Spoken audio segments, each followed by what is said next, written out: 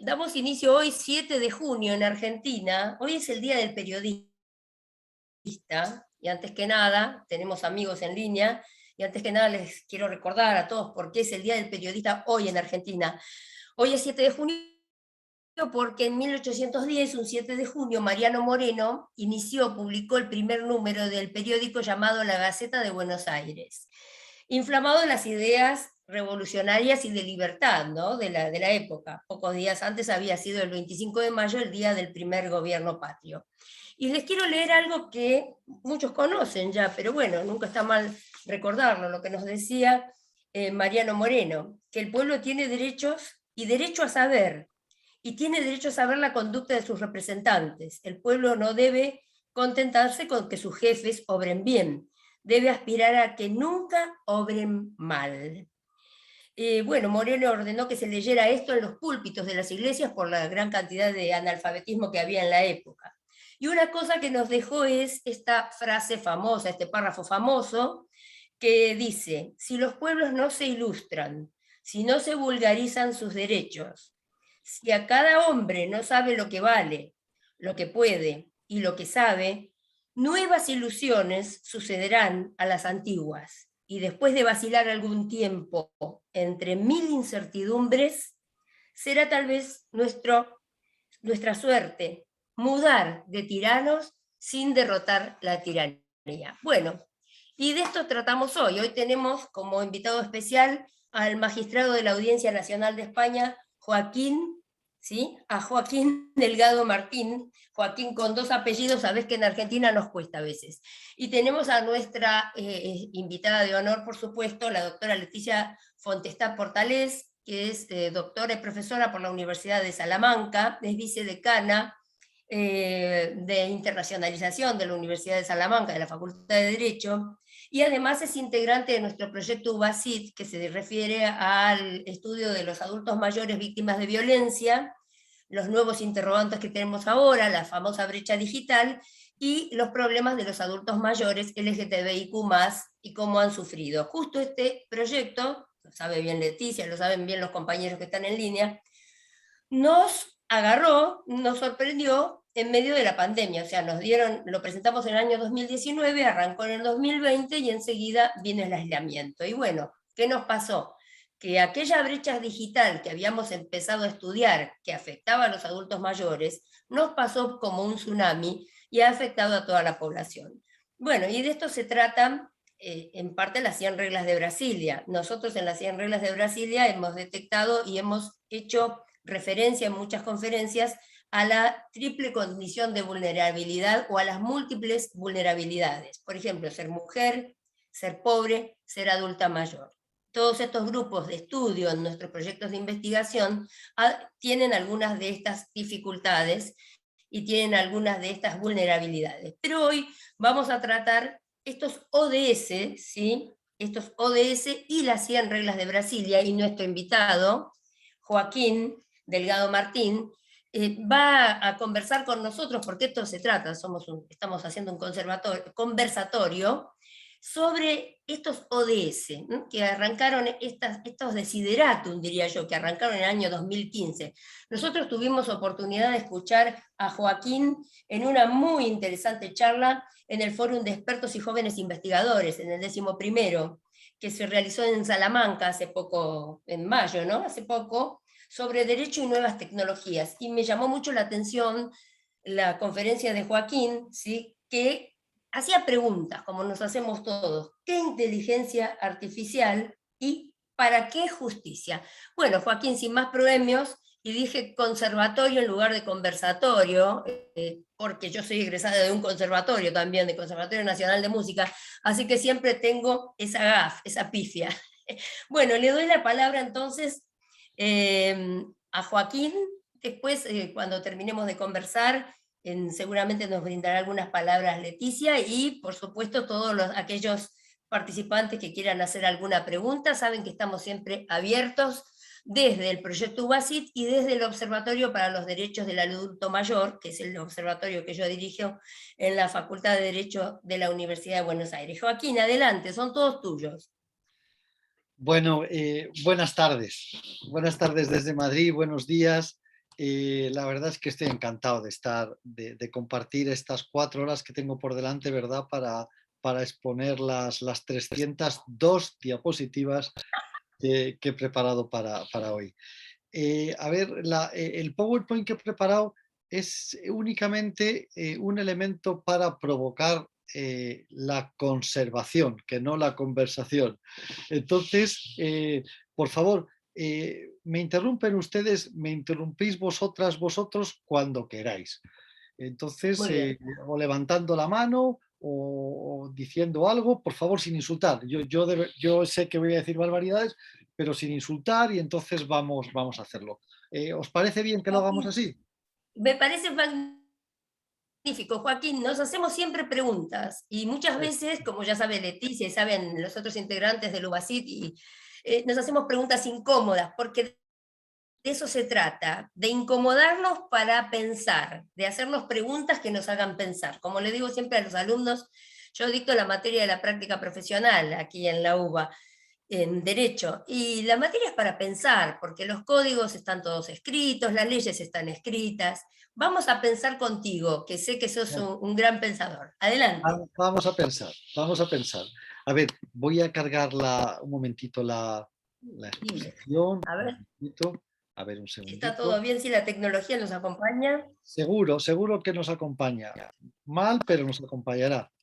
A ver, un momentito, que lo estaba preparando. Ya lo habíamos probado, ¿eh? Lo digo a los asistentes que ya lo habíamos probado. A ver, ya está. Entonces ahora me voy para acá. Me voy a ver un momentito. Ya lo estoy Estos haciendo. objetivos de desarrollo sustentable, ¿no? Que suenan tan bien, tan rimbombantes. A ver, Bien, se ve pero se ve la diapositiva. sí se ve Ya perfecto. se ODS y ve. reglas de Brasilia, una justicia para todos. Muy Ahí, bien. esa es la frase. Entonces se ve la fotografía de los objetivos y la fotografía de un jovencito Joaquín que está ahí para hacerlo bien. Ya lo tenemos. Bueno, pues vamos a empezar. Y repito que esto es un conversatorio, con lo cual en cualquier momento se me interrumpe y charlamos de lo que sea, de lo que sea, de lo que sea.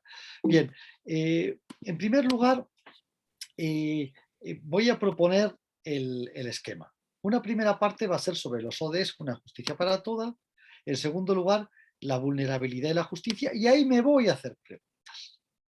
Leonora, me voy a hacer preguntas. Primera pregunta, ¿qué? ¿Qué son personas o grupos en situación de vulnerabilidad? Me referiré en concreto al envejecimiento, a la persona adulta mayor. En segundo lugar, ¿por qué? Porque es importante garantizar la tutela efectiva de los derechos de estas personas vulnerables, de las personas adultas mayores por los tribunales. En tercer lugar, ¿cómo? ¿Cómo se garantiza esa tutela judicial efectiva? Y por último, terminaré con unas reflexiones finales. Vamos a empezar. Vamos a empezar con estas preguntas. La primera parte, la introducción. Y aquí voy a iniciar con Nelson Mandela. Con estas frases: que haya justicia para todos, que haya paz para todos, que haya trabajo, pan, agua y sal para todos. Bien, esto nos sirve de pórtico para empezar a analizar el concepto de desarrollo sostenible. No voy a profundizar en estas cuestiones, solamente me voy a dedicar la primera hora. En esa primera hora, el concepto de desarrollo sostenible es la satisfacción de las necesidades de la generación presente sin comprometer la capacidad de las generaciones futuras para satisfacer sus propias necesidades.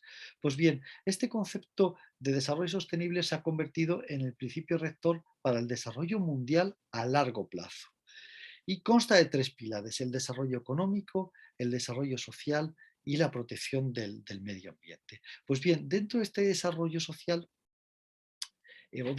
este concepto de desarrollo sostenible se ha concretado en la Agenda 2030, que fue aprobada por la ONU en 2015. Y esta Agenda 2030 lo que hace es ponernos deberes a todos nosotros para los próximos 15 años. De tal manera que los ODS es un punto de partida y no es un punto de llegada. ¿Qué pasó?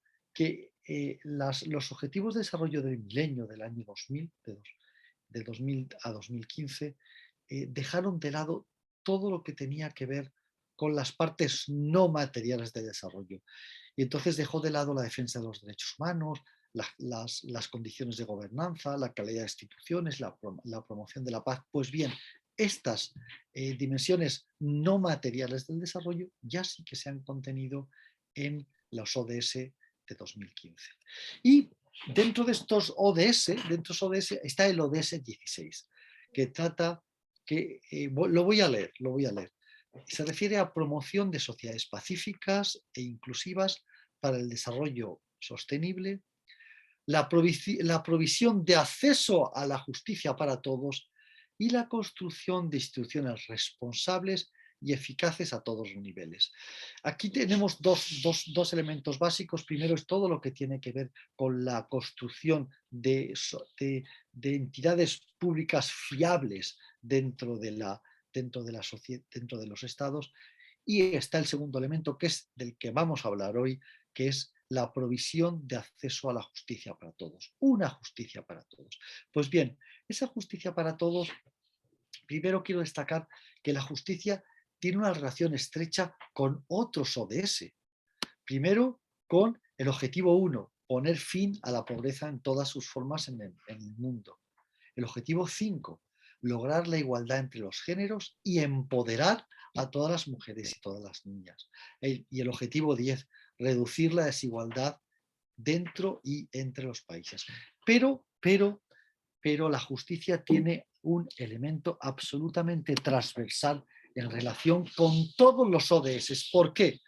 Porque de poco sirve reconocer un derecho si ese derecho no se cumple.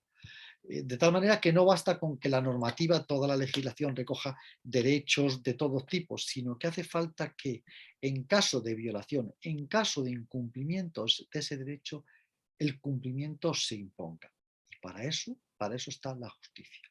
La justicia al final se convierte en la bisagra, tiene un papel de bisagra para la efectividad de todos los restantes derechos. Los civiles y políticos tradicionales, pero también los económicos, sociales, culturales y ambientales. Por eso la grandísima importancia de esta justicia que se ha reconocido en el ODS 16. Y aquí voy a hablar del ODS 16, primero, una justicia centrada en la persona y además una justicia para todos. Una justicia para todos y centrada en las personas tiene primero un componente de la persona como usuaria. La persona se coloca en el centro del sistema, de tal manera que las necesidades, las demandas y expectativas de estas personas, de los usuarios, de la persona como usuario del sistema de justicia, se convierte en la razón de ser de la propia justicia.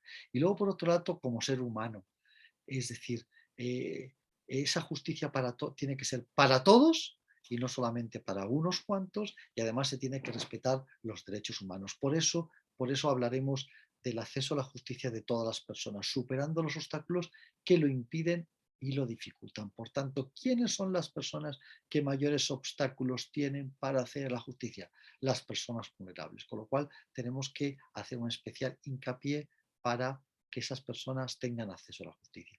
Y aquí hablaremos básicamente de las reglas de Brasilia de acceso a la justicia a las personas vulnerables, que fueron aprobadas en el 2008 y que han sido actualizadas en el 2018.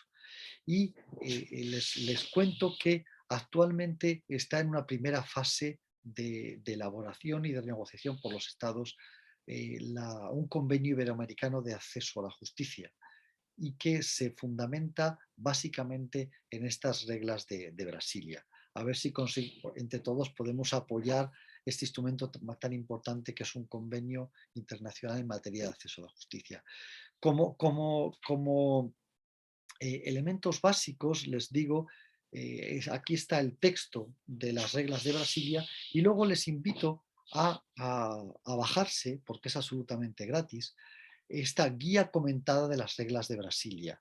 Es una guía que se financió por el programa Eurosocial. Yo tuve el honor de elaborar esta guía y va regla por regla haciendo una serie de comentarios, recogiendo instrumentos internacionales, recogiendo jurisprudencia, recogiendo buenas prácticas en relación con cada una de estas reglas. De verdad, si van a a profundizar en las reglas de Brasilia como complemento ideal a ese ODS 16 en materia de justicia, si van a acercarse, aquí pueden encontrar material muy, muy adecuado. Preguntas que hay que contestar. Yo me voy a parar un momento, Dejo de compartir pantalla y pregunto, ¿hay alguien por ahí? ¿Hay alguien al otro lado de la pantalla? ¿Sobrevive alguien? Sí que sobrevive alguien.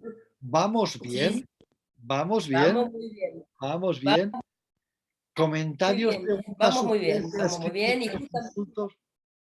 no, es que siempre, Joaquín, siempre estamos hablando también de obstáculos. Y sabés que me acordé de Capelletti y el proyecto de Florencia, de Mauro Ah, Capelletti, que hablaba ya de los obstáculos del acceso a la justicia. Y hace tantos años allá, ¿no? Más de 40.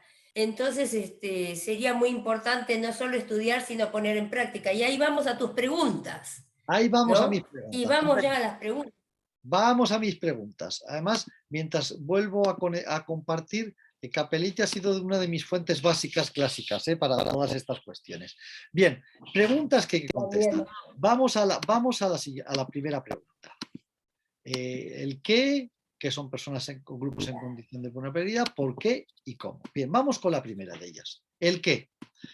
Bien, pues aquí me quiero hablar de la vulnerabilidad del derecho. ¿Por qué? Porque durante los siglos XIX y XX el valor jurídico prevalente era el valor libertad. De tal manera que cada uno con nuestra libertad teníamos nuestra propia responsabilidad, nuestro ámbito de autorresponsabilidad. Por lo cual eso llevaba consigo una noción de capacidad plena, de discernimiento pleno y también ejercicio pleno de los derechos. Bien, esto ha dado una vuelta enorme a finales del XX y ya en el siglo XIX. ¿Por qué? Porque ya estamos hablando de la noción de vulnerabilidad. Y la noción de vulnerabilidad no se basa en la libertad, sino que se basa en el valor igualdad. Por tanto, este valor igualdad lleva consigo el principio de protección de la persona más débil, no el de autorresponsabilidad. Es decir, los poderes públicos deben realizar un esfuerzo de protección de quien es más débil y está en una posición de hiposuficiencia. Y aquí voy a citar a Lorenzetti, por eso, por ser que estoy en Buenos Aires, aunque sea virtualmente, dice que la admisión de este principio de protección del vulnerable es contraria a una larga tradición jurídica, pero que en los últimos años ha sufrido un decidido avance desarrollando instrumentos de dogmática jurídica para hacer realidad dicho principio. Bien, doy un pasito aparte. El siguiente pasito es las pensiones. ¿Quiénes son personas en condición de vulnerabilidad? Y aquí me voy a la regla 3 de las reglas de Brasilia, que define, y voy a leer, una persona o grupo de personas se encuentran en condición de vulnerabilidad cuando su capacidad para prevenir, resistir o sobreponerse a un impacto que les sitúe en situación de riesgo no está desarrollado o se encuentra limitado por circunstancias diversas, para ejercitar con plenitud ante la justicia los derechos reconocidos por el ordenamiento jurídico. Este es el concepto general de vulnerabilidad, que está en estas regla 3 de las reglas de Brasilia. Lo que pasa es que en las reglas de Brasilia, junto a esta definición general, lo que hace es hacer un listado no exhaustivo de factores. Y digo no exhaustivo porque luego dice que puede haber otros que causen vulnerabilidad. Pero ¿cuál es ese listado de factores? Pues está la edad, menor edad o personas adultas mayores, menor edad o envejecimiento. En segundo lugar, aquí aunque me sale todos unos, lo ha modificado la máquina, la discapacidad, la pertenencia a comunidades indígenas, la pertenencia a otras diversidades étnicas, culturales, entre ellas las personas afrodescendientes, la victimización, la migración, la condición de refugiado y el desplazamiento interno, la pobreza, el género, la orientación sexual y la identidad de género y la privación de libertad. Estos son los factores de vulnerabilidad que enuncian de forma no exhaustiva, porque hay una cláusula abierta, que además depende de cada uno de los países, de factores de vulnerabilidad. Pues bien, Uno de ellos es el envejecimiento. Y el envejecimiento te dice la regla 6 de las reglas de Basilea. El envejecimiento también puede constituir una causa de vulnerabilidad cuando la persona adulta mayor encuentre especiales dificultades atendiendo a sus capacidades funcionales y o barreras producto del entorno económico y social para ejercitar su derecho ante el sistema de justicia, con pleno derecho a su libertad. Bien, este es la regla 6, digamos que es un pórtico que desarrolla, que, que, que introduce este factor de vulnerabilidad, envejecimiento, pero luego después se desarrollarán otras cuestiones. Ahí ha salido al revés. Y bien, todos somos conscientes que probablemente el envejecimiento es el fenómeno demográfico más importante del siglo pasado y del presente siglo, porque está modificando las estructuras sociales, económicas, culturales, afecta al mercado laboral y financiero, a la demanda de bienes y servicios, a la propia estructura familiar, a los lazos intergeneracionales. Y si esto unimos que cada vez es mayor el número de personas con edad avanzada que se encuentran en un buen estado de salud, pues nos lleva a definir todo el contexto en el que nos tenemos que mover. Y solamente por datos numéricos. Datos numéricos tenemos aquí, son datos 2016, 2017 que recogí en las perspectivas de la población mundial, pero fijaos que se espera que en 2050 aquellas personas de 60 años o más se dupliquen y se tripliquen en 2100 y se pasarían en 2017 de 962 millones a 3000, a 2100 en 2050 y a 3100 en 2100. De verdad que son cifras a considerar. Y a nivel mundial, Europa es la región donde más crece este grupo, pero este grado de envejecimiento también llegará en el 2050 a otros continentes con excepción de África. Con lo cual en 2030 tendremos 1.400 millones de personas de edad avanzada en el mundo. Y aquí me voy a esta frase de los principios de las Naciones Unidas en favor de las personas de edad, que están aprobadas por la Asamblea del año 91. La frase es la siguiente: es menester proporcionar a las personas de edad que deseen y puedan hacerlo posibilidades de aportar su participación y su contribución a las actividades que despliega la sociedad, este papel activo que todas las personas adultas mayores tenemos que tener en la sociedad. Problema, que no tenemos un convenio internacional sobre los derechos de personas adultos mayores, aunque yo he leído ya en determinados foros que se está pidiendo esta convención internacional. Aunque sí que se puede decir, bueno, se tutela de forma indirecta a través de otros, como puede ser el CEDAW de discriminación contra la mujer, o la protección de los derechos de los trabajadores, o la Convención sobre los derechos de personas con discapacidad, pero trata sectores concretos de estas personas adultas mayores, no es genérica en relación a los derechos de las personas adultas mayores. Lo que sí que tenemos son muchos instrumentos de soft law. Tenemos, destaco aquí en la ONU, en el ámbito de la ONU, la Declaración Política y Plan de Acción Internacional de Madrid sobre Envejecimiento, el año 2002, y en América la Carta de San José sobre las personas adultas mayores en América Latina y el Caribe del año 2012. ¿Cuáles son? La convención, Joaquín, sí. En América tenés la convención de la OEA del año 2015, del 15 de junio de 2015, que Perdona, justamente habla de promover, a lo mejor te adelanté lo que ibas a decir, promover, proteger y asegurar el reconocimiento de los derechos de estas personas, ¿no? Y fija la edad en 60. A partir de ¿Qué convención? esa edad son adultos mayores. Se ha Me he ido un momento. adelantado, perdón. No, por favor, es que se ha ido un momento, ha sonado a lata justo cuando decías qué convención era. ¿Qué convención? Es la Convención para los Derechos de los Adultos Mayores, que fue sancionada en la convención, 45ª Convención de la OEA en el año 2015, el 15 de junio. Ahora se va a cumplir otro aniversario. Y refiere a la promoción, a la protección y al aseguramiento de los derechos de estas personas en condiciones de igualdad, en las personas mayores de 60 años.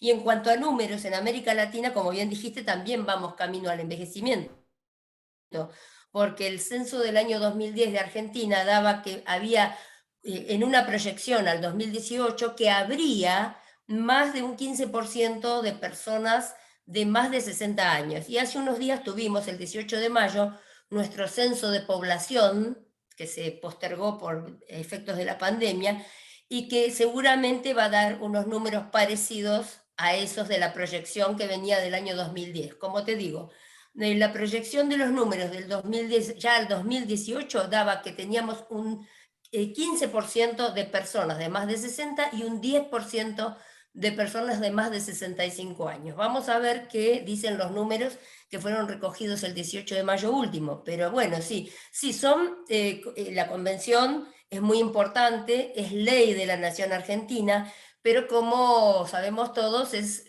parte de la esfera de los soft law, ¿no? Vamos a ver si a nivel mundial se puede lograr lo que vos estás refiriendo y bueno, y no te interrumpo más porque a lo mejor ya ibas a decir algo muy parecido o igual. No, Eleonora, todo lo contrario. Encantado que me interrumpas y más me tenéis que interrumpir porque lo habíamos fijado en términos de conservatorio. Bien. Sigo entonces adelante hasta que me interrumpáis, pero con normalidad, ¿eh? Porque ya me quería meter ya en cuáles son los problemas más comunes en relación con la justicia. Aquí yo he utilizado mucho, y además les he invitado a algún evento que he organizado yo sobre los ODS en España, a HelpAge. HelpAge no sé si lo conocéis, pero tiene materiales muy buenos en esta materia. ¿Lo conocéis, HelpAge, verdad? Sí.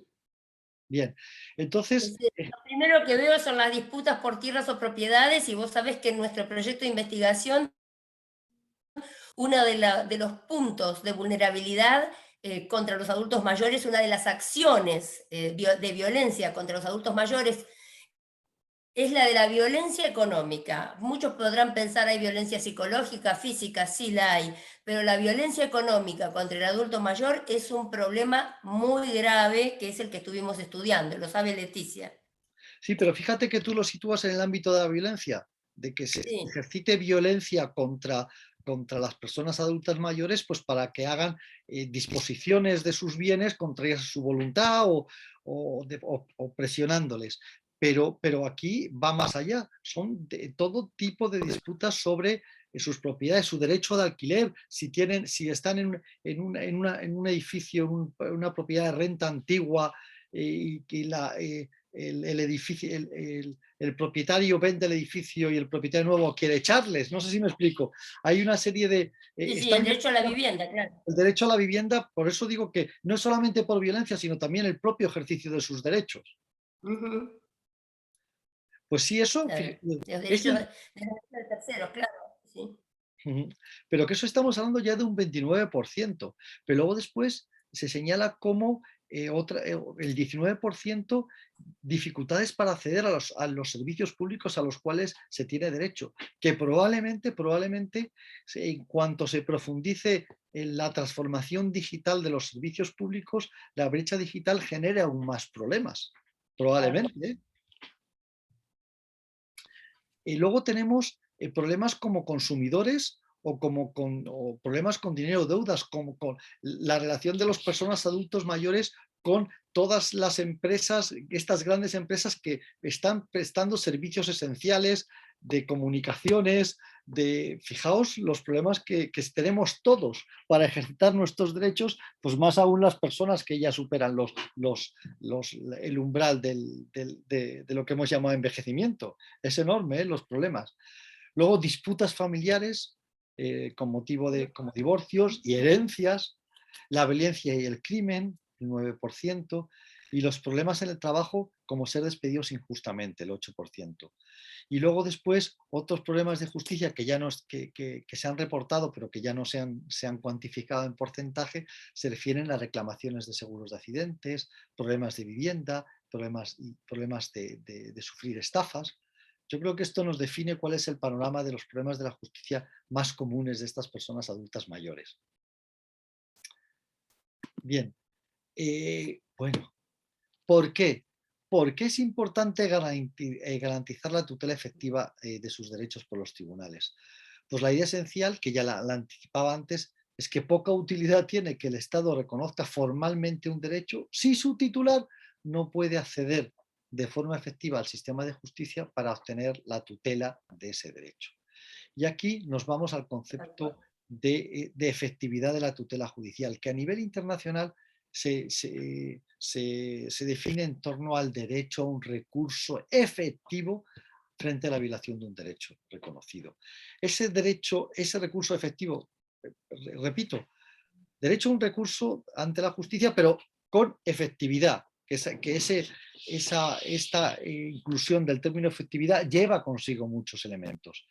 En Europa, pues está recogido en el artículo 13 del Convenio Europeo de Derechos Humanos, el 47 de la Carta de Derechos de la Unión Europea, y luego el TJUE, el Tribunal de Justicia de la Unión Europea, habla del principio de efectividad, y aquí recojo una sentencia del TJUE.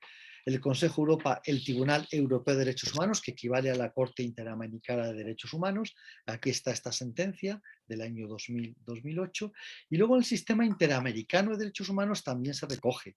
Recojo aquí, cito la sentencia de la Corte del 2006 del caso Ximénez López versus Brasil, pero luego también recojo este documento muy interesante del año 2007 de la Comisión Interamericana de Derechos Humanos, que a mí me ha venido muy bien, lo he utilizado mucho, que es el acceso a la justicia como garantía de los derechos económicos, sociales y culturales, y estudio de los estándares fijados por el Sistema Interamericano de Derechos Humanos. Pues bien, aquí se maneja el concepto de recurso efectivo ante un tribunal. Por tanto, la idea esencial del por qué es porque es necesario esa efectividad del derecho. ¿Cómo se garantiza? Ay, amigas y amigos, este es el problema. ¿Cómo garantizamos la tutela judicial efectiva de las personas adultas mayores? Y aquí quiero compartir varias reflexiones. La primera es que la persona adulta mayor que accede al sistema de justicia se enfrenta con dificultades, sí. Claro que se afecta con dificultades. Primera, las relacionadas con el desplazamiento. Eh, y esas dificultades de desplazamiento están ligadas a restricciones físicas, pero también a limitaciones económicas. Luego tenemos problemas de comunicación y problemas de comunicación que están provocadas en gran parte por el exceso de lenguaje técnico que usamos nosotros, los juristas, que nos encanta, nos sentimos muy cómodos y nos encantamos a nosotros mismos hablando en lenguaje técnico, en los estrados. Y luego las propias también se reportan problemas de actitud, actitudinales, como es el maltrato y la invisibilización de los propios problemas que tienen las personas adultas mayores. ¿Qué es lo que ocurre? Estas actitudes que generan mayores obstáculos para ejercer los derechos y reafirman la condición de vulnerabilidad. Entonces, por estos problemas, se generan, las personas adultas mayores tienen mayores obstáculos, mayores dificultades para defender sus derechos ante la justicia. Por eso las reglas de Brasilia recogen al envejecimiento como factor de vulnerabilidad y declaran con claridad que deben poder acceder a justicia sin ningún tipo de discriminación por razón de la mayor edad y con pleno respeto a su igualdad. Y luego además, existiendo un poco lo que nos decía Eleonora anteriormente, además de estos obstáculos, es que tenemos unos problemas de abandono, de maltrato y de violencia contra las personas de edad. Y esas formas no solamente pensemos en la violencia física, sino también la psicológica, la emocional y la financiera o económica, como comentamos antes. Y se producen no solamente en todas las esferas sociales, étnicas y geográficas. No es propio de una clase social más baja o más alta, o de una esfera económica más potente. No, no, no, no, sino que esta situación de abandono, maltrato y violencia es transversal para todos los sectores. ¿Y qué es lo que pasa?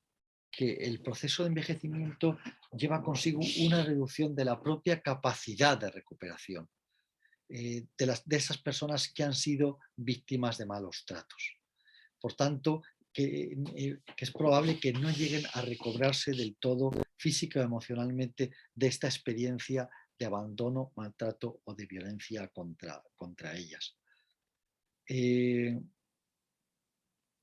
Bien, antes del cómo, paro un poquito y me someto a comentarios.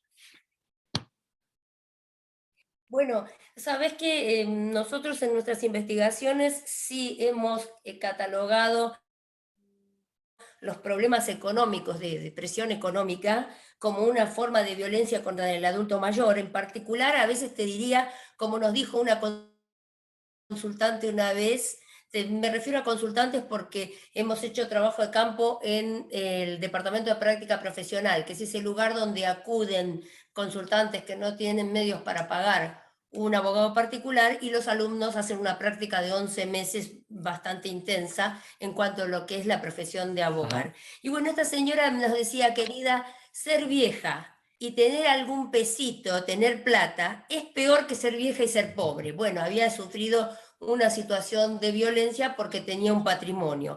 Y después hubo otro caso muy, muy emblemático en nuestro departamento, que fue el de la señora que estaba en situación de calle y había tenido 3 departamentos en Capital Federal y ante sugerencias, ya ni de los hijos, regaló cada uno de los departamentos a cada hijo. Y cuando nos vino a ver, vivía en la calle.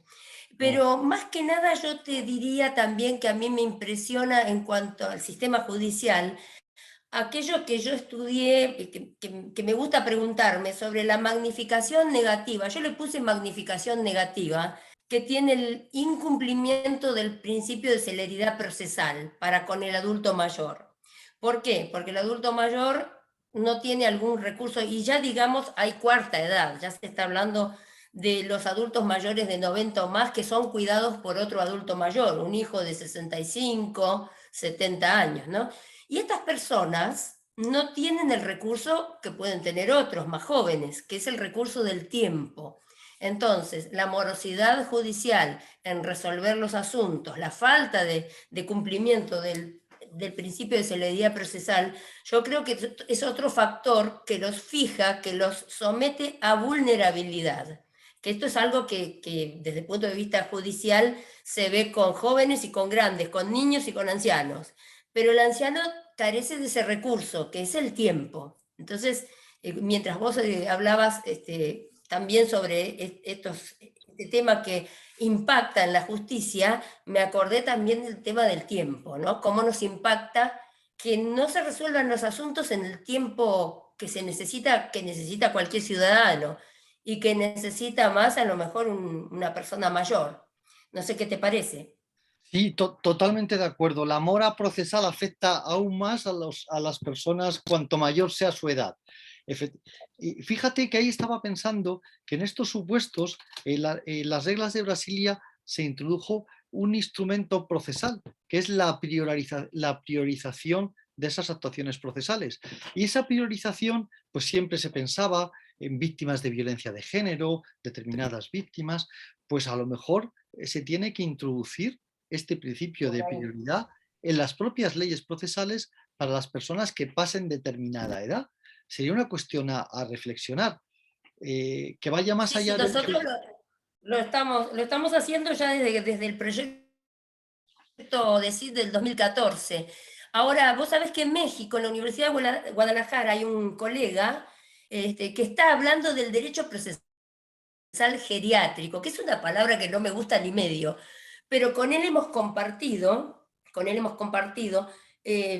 conferencias y pensatorios más que conversatorios, para decir, bueno, sí, porque el soft law está muy lindo y todas estas herramientas están muy bien, pero ¿qué le digo yo a una persona adulta mayor que tiene un juicio de reajuste de un haber jubilatorio de pensión en la seguridad social por 10 años?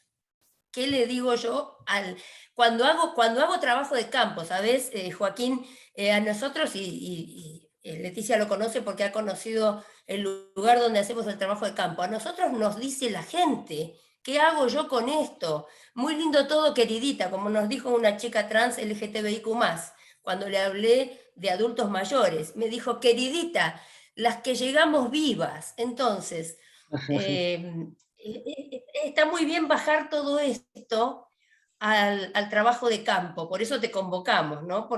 Y alertar y pensar qué estamos haciendo realmente.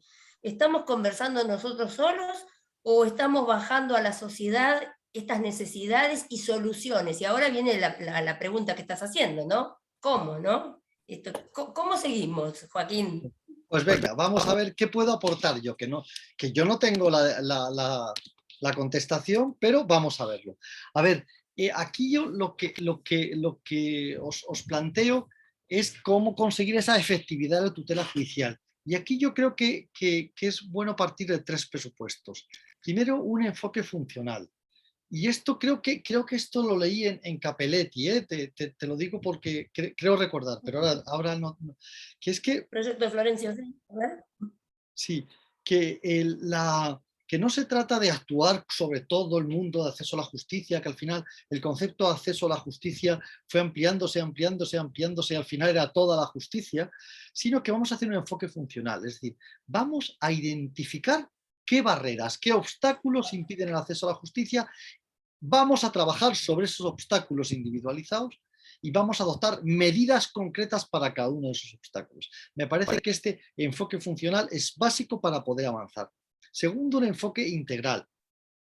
No tenemos que hablar de una sola parte, sino que es algo que afecta al funcionamiento de todo el sistema judicial, desde el inicio del proceso hasta el final del proceso, desde la fase declarativa y la fase de ejecución del procedimiento. Y además nos afecta a todos los que formamos parte del sistema de justicia, desde el diseño, la implementación, la evaluación de políticas públicas del sistema judicial. Y hablo de los jueces, de los fiscales, de los defensores públicos, de los abogados y profesionales del derecho y todos los que somos operadores del sistema judicial y todos los que de una u otra forma intervenimos en el funcionamiento del sistema judicial. Pero por último, la tercera dimensión de este enfoque es un enfoque centrado en las personas. ¿Y qué lleva consigo este enfoque?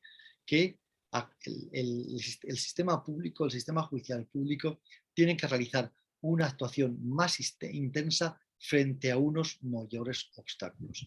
Allí donde la persona o grupo tenga mayores obstáculos para hacer la justicia, el Estado, el poder público tiene que hacer un mayor esfuerzo para vencer esos o mitigar esos obstáculos.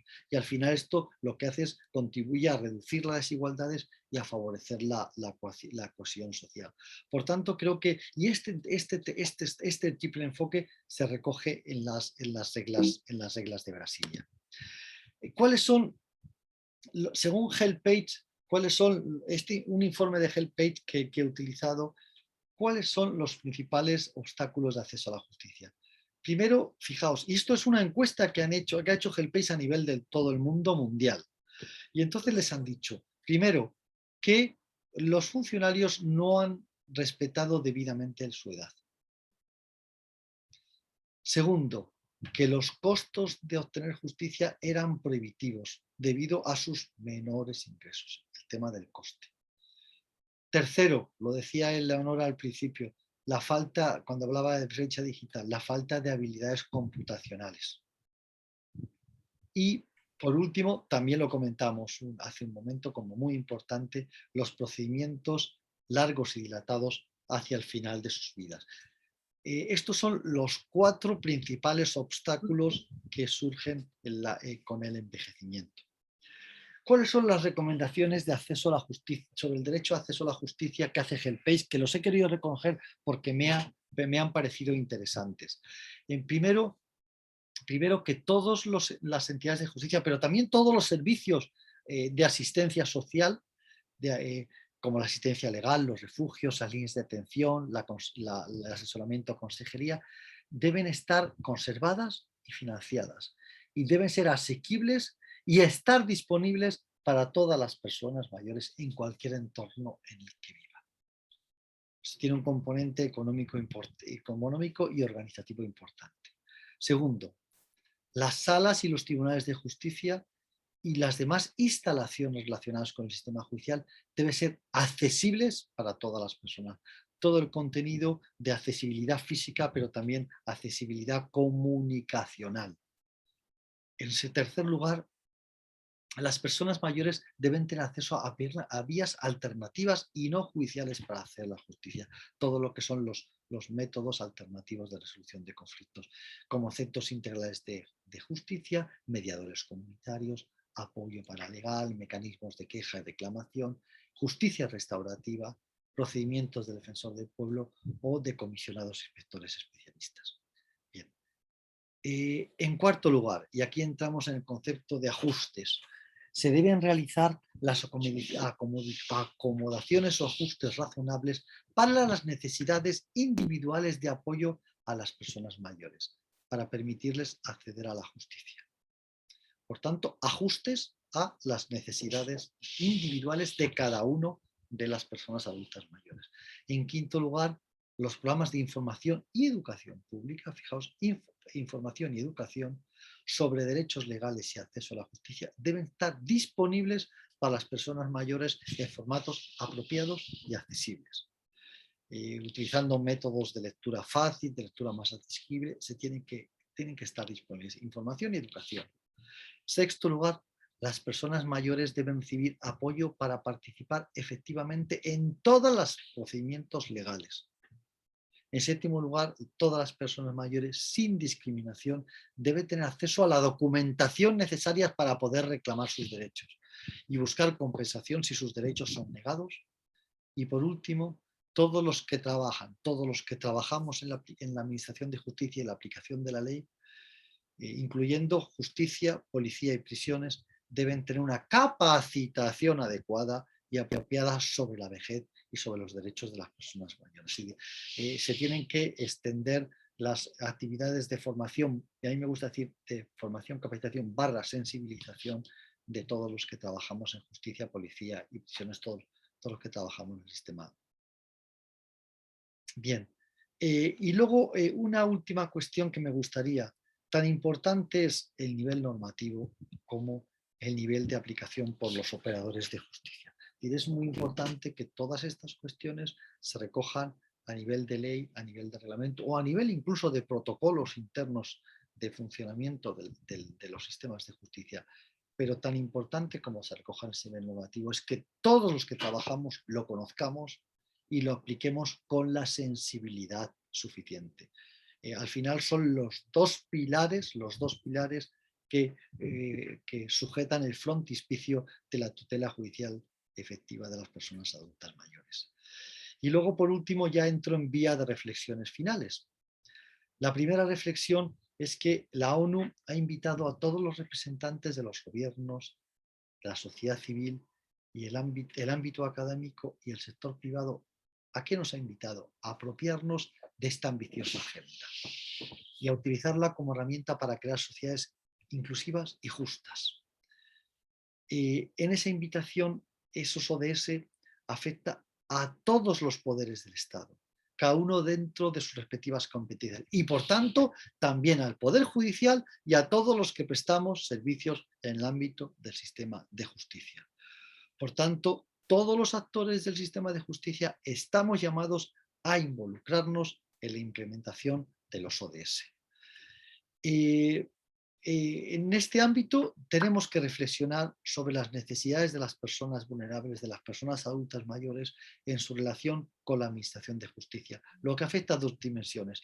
Primero, a la forma de realizar el trabajo de todos los que formamos parte de la Administración de Justicia o colaboramos con la Administración de Justicia. Necesitamos una mayor sensibilización sobre las necesidades específicas de las personas y grupos vulnerables y lo individualizo de las personas adultas mayores. Y en segundo lugar, por otra parte, se tiene que adecuar la normativa vigente, abordando las necesidades legislativas o las reformas legislativas necesarias desde ya de una perspectiva de lege ferenda.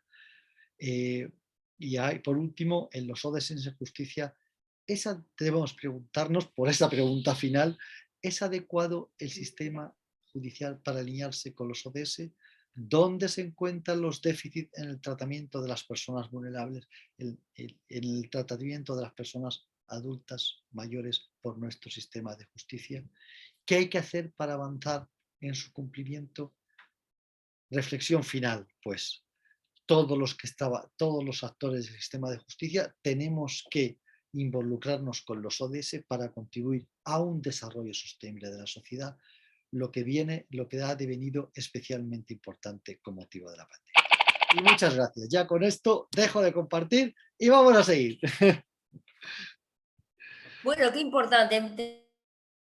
Nosotros te agradecemos mucho tu participación y realmente tu sensibilidad. Ya lo pudimos comprobar cuando nos encontramos personalmente en Fodertix, en Salamanca, y esta sensibilidad que es tan necesaria en nuestros señores jueces, ¿no? En tu caso sos magistrado de la Audiencia Nacional de España.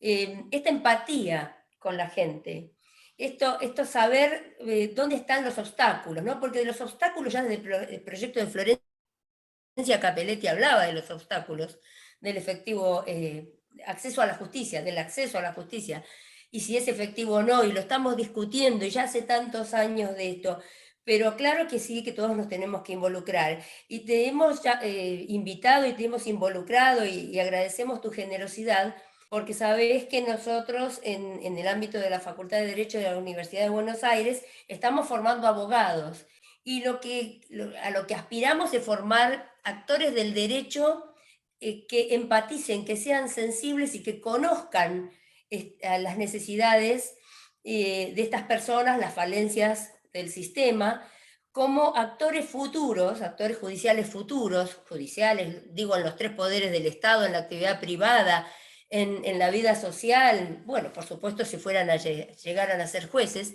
como actores de cambio de estos temas, ¿no? Como factores y actores del cambio necesario. Y por eso te hemos convocado, porque sabemos de tus habilidades comunicacionales y sabemos de tu conocimiento.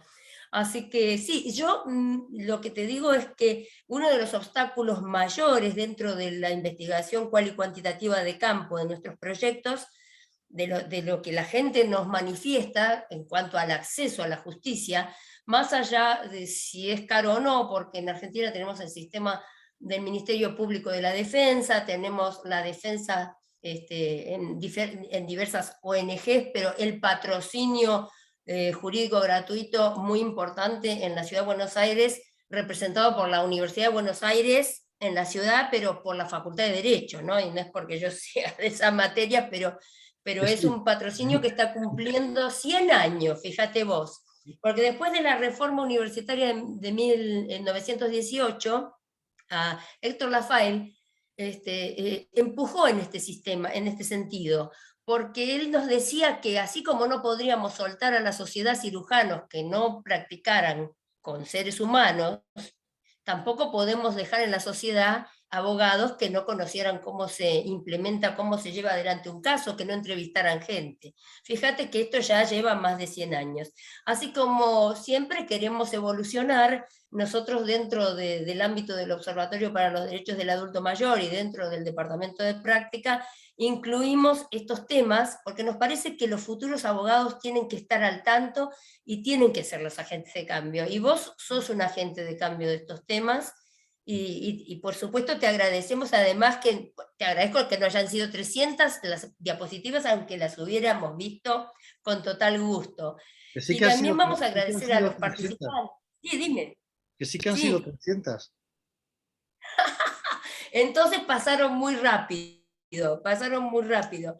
Bueno, como sabemos que se va haciendo más de noche en España, no queremos entretener demasiado, le vamos a dar un minuto la palabra a nuestra amiga y colaboradora, la doctora Leticia Fontestá Portalés, que está en Chicago, Leticia, está haciendo una estancia de Y, investigación. Leticia, ¿cómo va? bueno, muchas gracias. Pues con mucho frío, no tanto como tú, no tanto como tú, pero también con frío y con lluvia también.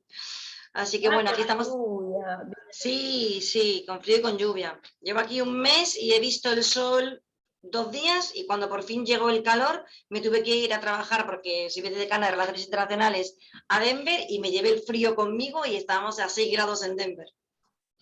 Lo único es que te recuerdo Ah, que no estoy en Salamanca, yo soy de la Universidad de Málaga. de Málaga. Sí, ¿qué ¿Te ha dije? traicionado el Dije, subconsciente? Claro, como acabas de venir de allí, dije cualquier cosa, es la Universidad de Málaga. la Universidad de Málaga. Sí, sí, Sí, sí. sí, sí. Bueno, No, pues muchísimas gracias. claro, está bien lo que sí. Sí, es que estuve en marzo en Málaga, estuve también, ¿te acordás? En octubre, noviembre en Málaga el año pasado, y Exacto. después fui a Salamanca en mayo.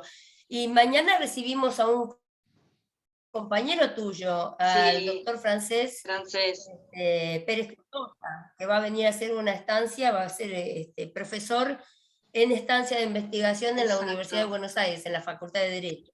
Y exacto. sabemos también, Leticia, de tu conocimiento del trabajo, de tu sensibilidad con respecto a estos temas, así que te agradecemos también mucho que estés acompañándonos hoy. No sé si habrá preguntas, pero Joaquín, seguramente después te pediremos todas las diapositivas y toda la magnífica presentación para compartirlas con los asistentes, con nuestros alumnos. Dime si eso es posible. Sí, sí, perfecto, perfecto.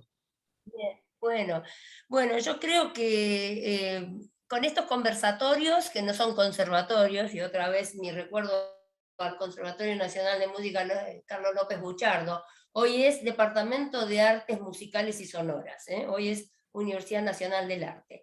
Bueno, con este conversatorio hemos ganado todos, hemos ganado nosotros, que siempre queremos aprender, hemos ganado con lo que nos aportas, Joaquín, con tu sensibilidad, con tu conocimiento, y te dejo esta línea, y voy a tirar del hilo de Ariadna, ¿no? Voy a tirar del hilo. Esto de la celeridad procesal y la falta de su cumplimiento, que realmente para esta población adulta mayor es un factor que los pone en situación de vulnerabilidad, ¿no? Como de aquellas vulnerabilidades, ¿te acordás que hablaba Amartya Sen, el Nobel de Economía, el profesor indio Nobel de Economía? Y yo creo que tenemos que tirar de este hilo y ver qué podemos sacar y conversar sobre todas estos tópicos que has tratado hoy, y te dejo el tópico de la celeridad procesal, no sé qué te parece, para que sigamos en un segundo, tercero, cuarto conversatorio. Como sabe Leticia, cuidado con nosotros, porque somos de convocar y de armar. Eso es bueno, Recursos modestos, pero eso es bueno. ganas Sí. tenemos, Joaquín. Doy Joaquín, ¿qué fe, más doy nos fe de quieres ese decir? patrocinio, doy fe de ese Da feliz. patrocinio. Bien. Es la ¿Qué envidia. más? Sí, a mí Bueno, me da mucha envidia porque es una idea magnífica que dime. es que precisamente patrocinio esté dentro de la Facultad de Derecho y que sean los alumnos los que trabajen con los abogados en primera línea. Entonces, a mí desde que lo conocí, creo que fue en el año 2014, lo he hablado en mi facultad, pero claro, eso no hay forma de organizarlo. ¿Y quién le quita eso al Colegio de Abogados? Si tenemos problemas Bueno, solamente por compartir el máster de abogacía. bueno, vos sabés, y para Joaquín también, para el que nos acompañan, que nosotros somos anteriores a la colegiación. En realidad, la Universidad de Buenos Aires ya cumplió sus 200 Claro. años, y somos, el año pasado, y somos anteriores también, el patrocinio, el Departamento de Práctica Profesional, que antes era el Departamento de Derecho Procesal y Práctica Profesional, que nos hemos escindido y separado hace unos años, aunque compartimos, como los Roses, el mismo ámbito físico en la facultad, un lugar maravilloso, además muy lindo en nuestro edificio, pero vos sabés que somos anteriores a la colegiación obligatoria. Entonces, bueno, ya estábamos ahí nosotros hablando y patrocinando y trabajando desde cuando yo era estudiante. Recuerdo que fue la materia que me dijo, bueno, sí, elegí bien la carrera, esto es lo que yo quiero hacer, porque muchas veces uno empieza derecho y está muy enamorado de la filosofía, de la justicia, de las ideas, a lo mejor también de las ideas románticas, que a mí me encanta tanto las ideas de la Revolución de Mayo, las ideas de Rousseau, y uno está emocionado y enamorado en el colegio secundario y en los principios de la facultad, y después cuando llega a la materia práctica que nos enfrenta al ejercicio de la profesión de abogado, mucha gente entiende que no era eso lo que quería, y por suerte a mí me gustó tanto que empecé como ayudante ad honorem y no me fui nunca más. Como decimos cuidado con el departamento de práctica porque es un camino de ida. Y bueno, y nuestro observatorio, tenemos que dar gracias al doctor Oscar Sopi, que siempre nos alienta y nos apoya en todas estas ideas que tenemos. Y a ustedes, porque Leticia es parte del UBACIT de investigación, que estamos en temas tan duros, ¿no? Como Joaquín apuntó recién en su disertación.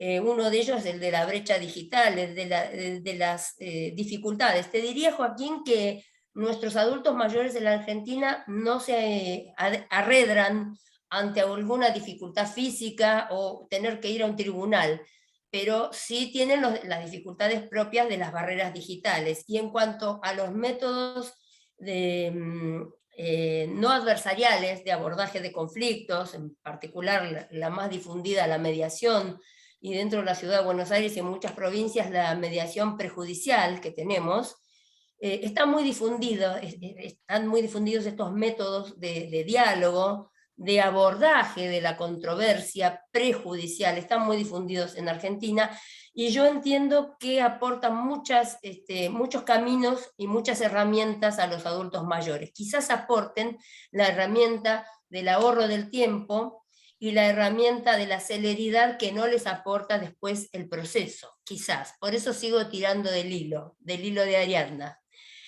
Joaquín, las palabras que nos quieras decir, que son todas buenas viniendo de vos, te dejo el cierre a Leticia, y si hay alguien que quiera hacer alguna consulta, alguna pregunta, siempre estamos conectados. Si tienen en la facultad mi correo, tienen el correo los correos del departamento, así que estamos a disposición de todos los que nos quieran hacer preguntas.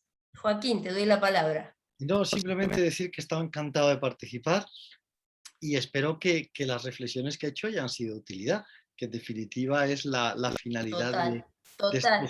de estas Además, actividades. nos ayudas a saber si estamos caminando más o menos por la senda correcta, o digamos yo el desfiladero. Esto más parece un caminito de cornisa, ¿no? Los caminitos de cornisa que hay en la provincia de Mendoza, en Argentina, en Córdoba, en San Luis, esos caminitos por los que vamos estrechos con el peligro de caernos. Y bueno, espero que no nos estemos cayendo, y te agradecemos muchísimo tu participación. Leticia, ¿querés decirnos algo más? Sí, yo quiero dar la enhorabuena al magistrado Eduardo Martín. La verdad que es curioso, pero no, tengo que estar en Chicago online en una conferencia en Argentina para tener la oportunidad de oírle, porque de leerle he tenido ocasión muchísima, le he leído en temas de cooperación, que es un tema que yo suelo tratar, y le he citado, yo creo que ya casi hasta el plagio, vaya, de lo que le he citado.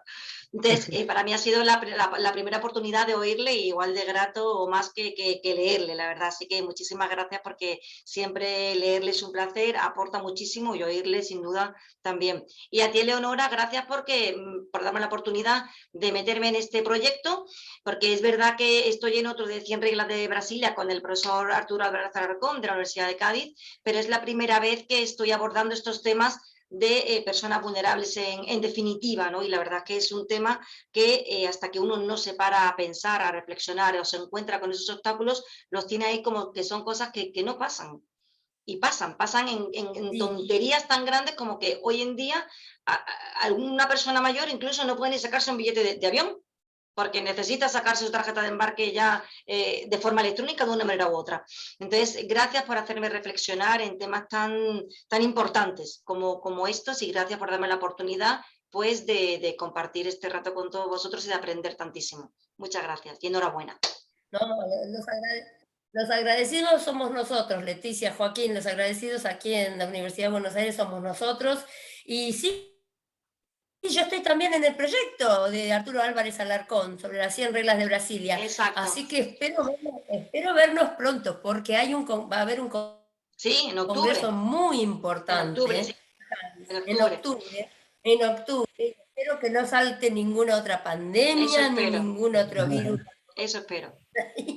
Para poder y que la economía nos permita estar por ahí. Así que, Joaquín, el agradecimiento de todos nosotros, de siempre. Esta conferencia queda grabada, así que los que no pudieron estar en este horario, porque te cuento que, bueno, nuestros estudiantes casi todos trabajan. Quienes comparten el proyecto UBASI también trabajan y la gran mayoría ha vuelto a la presencialidad. De hecho, yo estoy ahora saliendo para mi estudio jurídico. Entonces, este horario de las 14 horas en Argentina no es el mejor horario. Sin embargo, no queríamos entretenerte hasta horas muy tardías en España, porque sabemos de la diferencia de horaria, ¿no? 5 horas más tarde. Así que esta conferencia por eso queda grabada, va a quedar disponible en la facultad, en YouTube, en el canal de YouTube también. Y bueno, sin más, agradecerte, decirte que bueno, queremos que nos conozcas, queremos que nos visites. Nuestra universidad es muy particular, los profesores que enseñamos en estas materias que son de profesión, como el arquitecto, el médico, el abogado, el contador, ejercemos también la profesión. Los alumnos todos trabajan por necesidad o porque quieren, casi todos trabajan, entonces están siempre muy ocupados, pero a la vez aprenden aquello de estar en la actividad, ¿no? Aprenden aquello de estar en la actividad económica que es tan importante. Así que Joaquín, te vamos a convocar nuevamente porque ha sido sumamente didáctico, queda en repositorio esta charla y nada más que agradecimientos tengo desde acá para ambos, para Leticia, para Joaquín y para Leticia. Es cierto, Joaquín, que hemos leído cosas tuyas, pero recién tuve oportunidad de conocerte en Salamanca. Así que bueno, y ya a te todos los invitaremos alumnos de en la Málaga Universidad de también, Salamanca, te invitaremos en Málaga. en Málaga también, que mañana recibimos a un amigo de Málaga también, a Pérez Tortosa, a todos los amigos de la Universidad de Málaga que siempre me han recibido también, que son tan cálidos, tan amorosos y que saben tanto, que yo siempre voy y aprendo. Un saludo también muy grande para todos ellos.